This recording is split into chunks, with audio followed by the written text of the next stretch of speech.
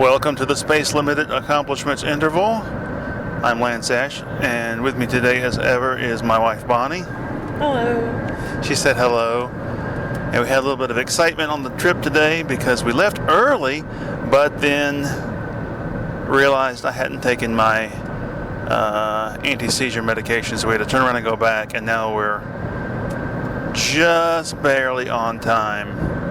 Anyway, Bonnie said she had some questions to ask me, so that's how we'll structure this episode. So go ahead. You work for the post office. Yes, I do. So they've put in a new Postmaster General who is another Trump toady, and there have been some changes. What's going on with regard to on-time delivery and on-time dispatch? Okay, now the interesting thing about this is just this morning we watched an old John Oliver episode on warehouses, specifically the Amazon warehouses, and they said that the warehouses are run by XPO Logistics and that they're a madhouse and, sweatshop conditions and so forth.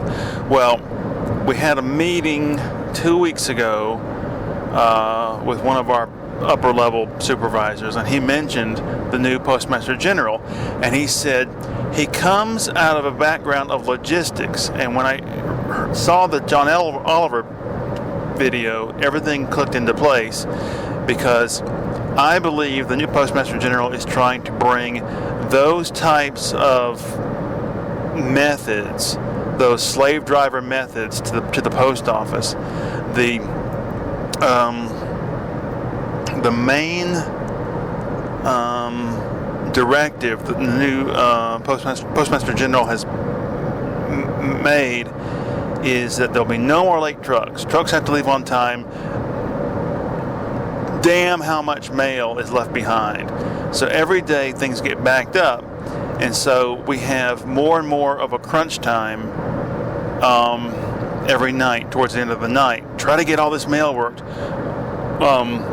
And they're doing this on purpose because they want to make the post office be as inefficient as possible so that the Republicans can turn around and say, well, see, there's nothing wrong with privatizing the post office because it can't function.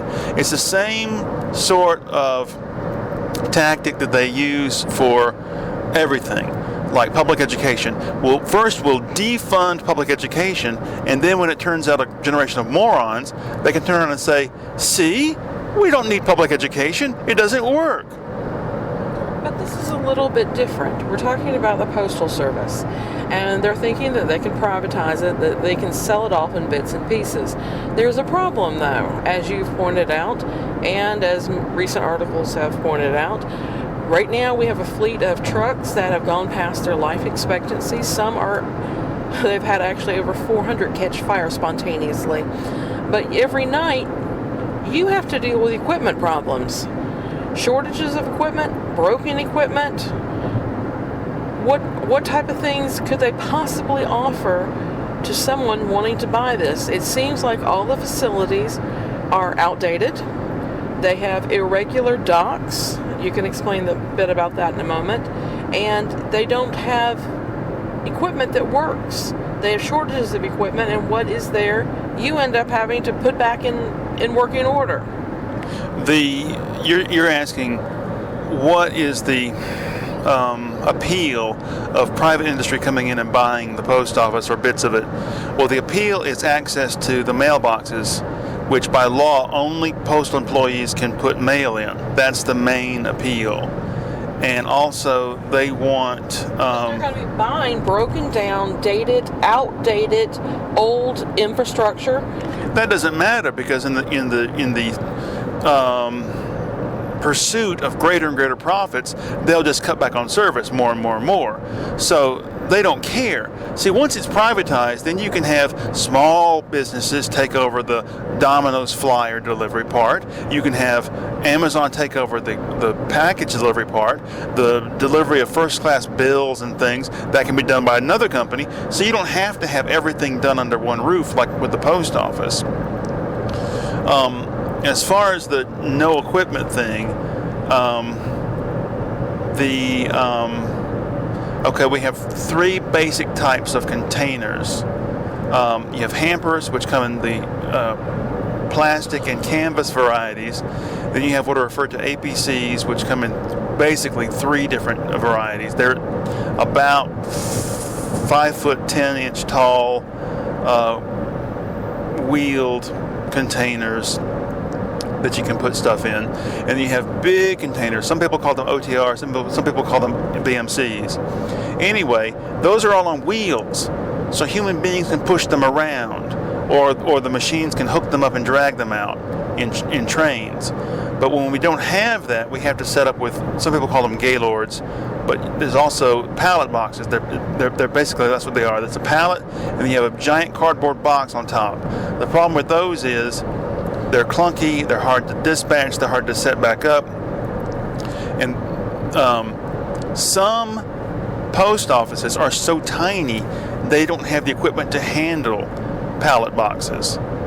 And so this is a constant problem that I have, where other shifts that work before me, they set up with boxes and they don't give a rat's ass whether a facility can take a box or not. So then I'm the one who has to deal with all this and change things out, and it's a pain in my back, literally. Another thing is, we have all these new employees that have been hired to take care of all these extra mail volume and so forth during the pandemic and other reasons.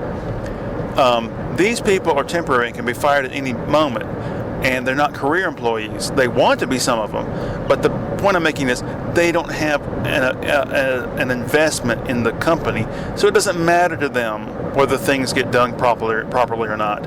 I'm a career employee, and I'm looking forward to getting that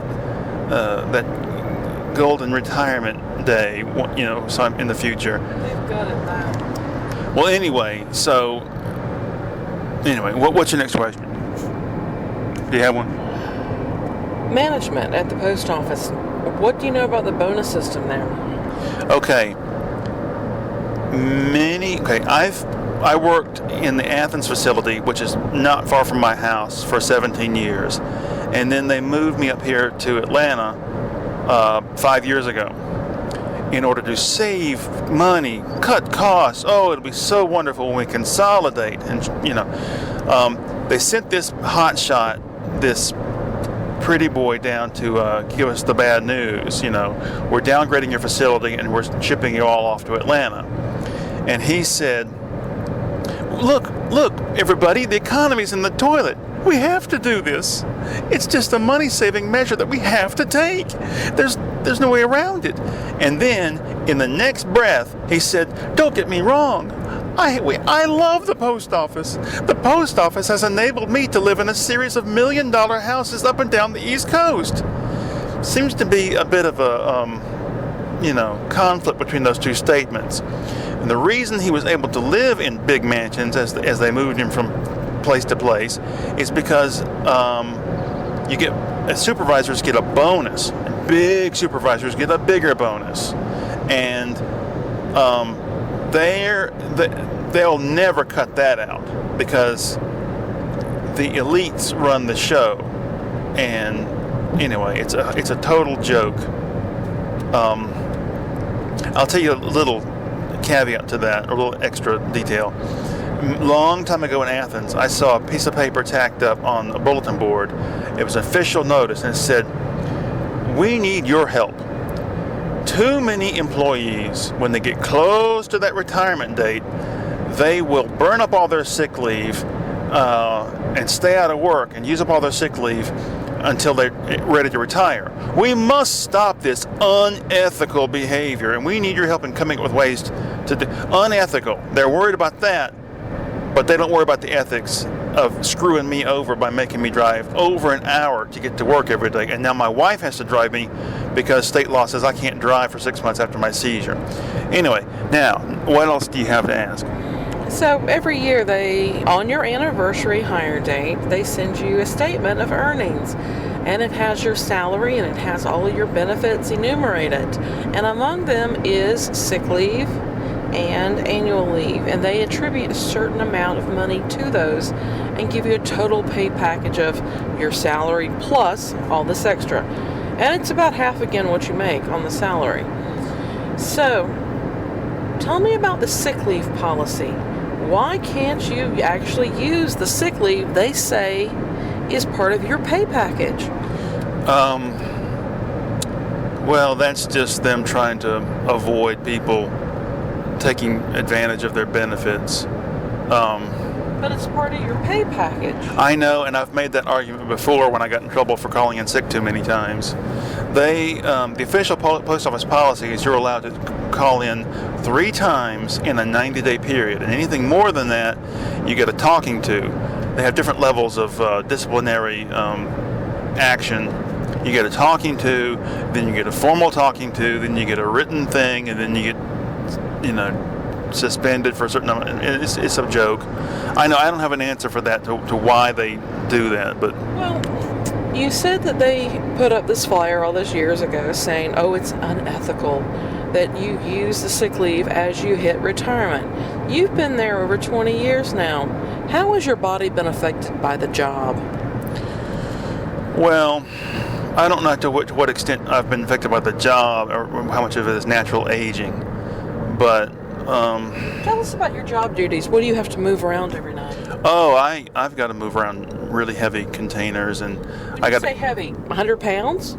Some of them can weigh up to 1,000 pounds. I've pushed 1,000-pound containers before.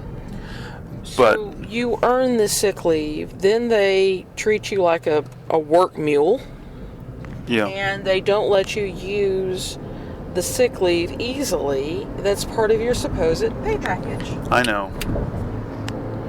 What, these people driving They're chasing each other. Oh, they're chasing each other. Well, no, they're not. He's just trying to weave in and out of traffic.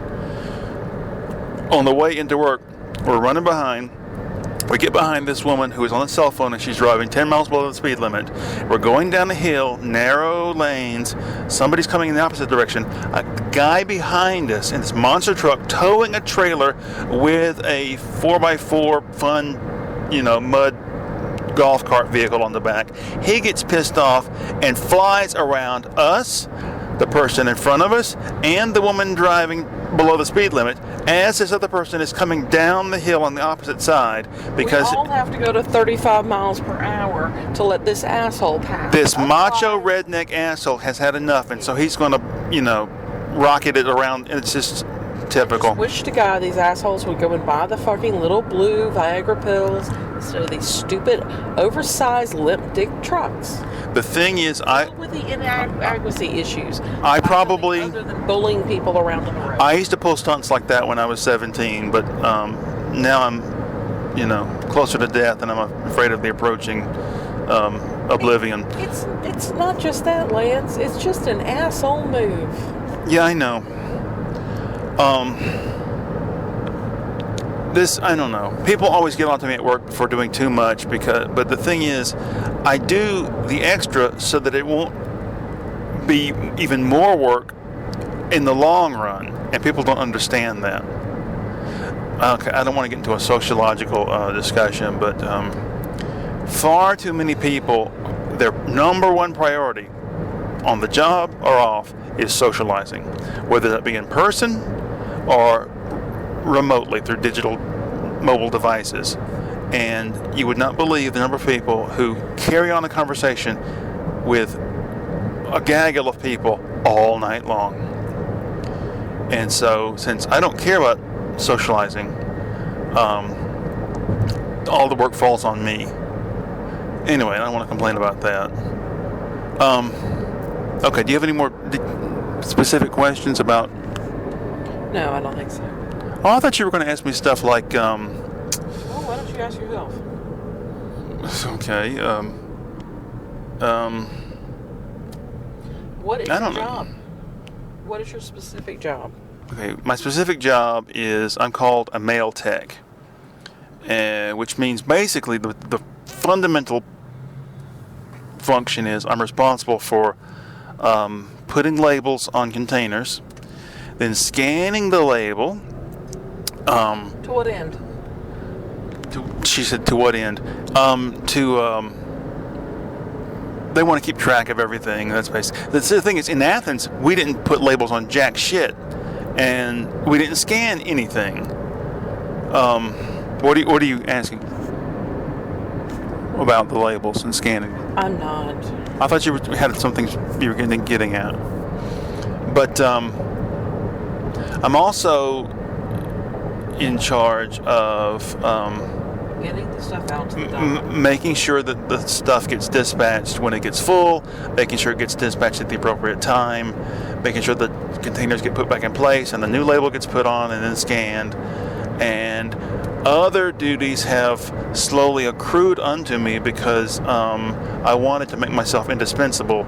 Therefore, they would give me more leeway in goofing off when I want, which means going to the bathroom or stretching my back or getting a drink of water. The duties I've added to myself are working the Wall Street Journals by myself every night, making sure that the paychecks get moved from the big office up front down to where we distribute them. That's the post office paychecks. Trying to think what else I do. Fix broken equipment. Yeah, I fix broken equipment. I have slowly built up an array of tools for fixing things. I have a big crowbar and a little crowbar and a big pair of pliers. Other people, they can't get something to work, so they go, "Oh, it's broken," and set it aside. And I'm like, "No, it's not broken. You just don't know how to fix it." And then I have to. One day, couldn't get this APC to work properly, so I tilted it on its side and laid it on the floor, and I got the big crowbar and I beat the living hell out of it till I got it to where it worked. And the woman who was supervising saw me doing it, and she said, "Oh, I'm glad that wasn't me." I wish we had her back now.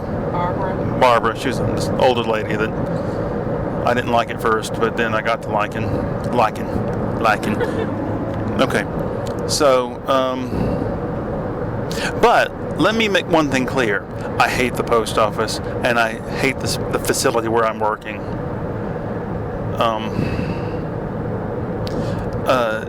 The Athens facility was 1/5 the size of this place where I'm working now, and yet somehow they had room to sort letters separately from everything else, flats, which means magazines, newspapers, big envelopes, separate from everything else, and packages and bags full of packages separate from everything else. And that was a rule. A container had to have all one type of mail in it. Couldn't mix different types of mail. But here, where the place is as big as a airport, everything gets dumped in together, and the small packages get crushed, and the letter trays get turned over, and everything's a mess.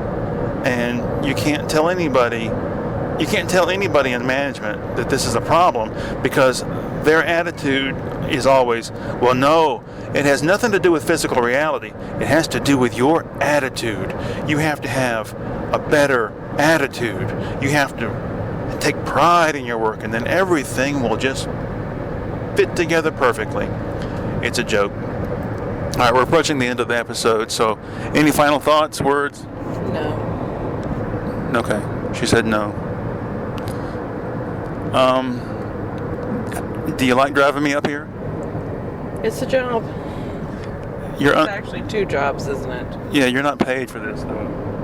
I get room and board. You get benefits. Sex, fun things. Oh, okay. It's not that kind of a program, YouTube wants to make sure that this video is made for children or not made for children. SEX. I think the kids can spell it. I think the kids know what's going on. Okay. Goodbye. All right, I guess that's about it. So thank you very much for listening. Bye.